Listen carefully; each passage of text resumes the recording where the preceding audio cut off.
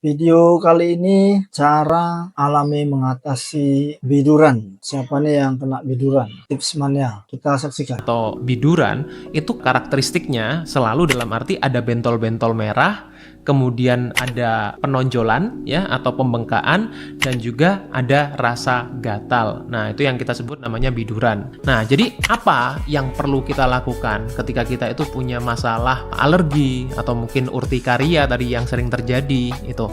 Yang pertama kita perlu tahu adalah cari akar masalahnya. Kalau misalnya terjadinya itu karena paparan debu, paparan kita mungkin kena suatu ini ya zat-zat yang kita konsumsi secara terus-menerus atau berpaparan secara terus-menerus, ya itu yang kita hindari.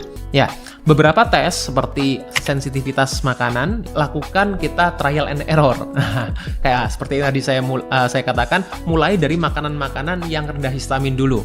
Misalnya mulai dari 3 makanan dulu. Kita konsumsi nasi, telur, sama kita konsumsi bayam gitu misalnya. Kalau dengan 3 itu oke, kita baru tambahkan lagi satu bahan ya di minggu depannya. Jadi setiap 1 minggu aja durasinya. Nah, kalau udah oke lagi, tambahin lagi dengan makanan yang lain. Jadi ketika kita tahu, oh ternyata ketika makan ini ada tambahan, misalnya kita konsumsi lemon gitu ya, buah sitrus, kemudian kita mengalami masalah kulit gitu, gatal, kemerahan, atau kita konsumsi coklat, kita mengalami gatal, kemerahan, ya berarti alerginya di situ. Kemudian hindari makanan yang tinggi histamin, tadi sudah saya sebutkan.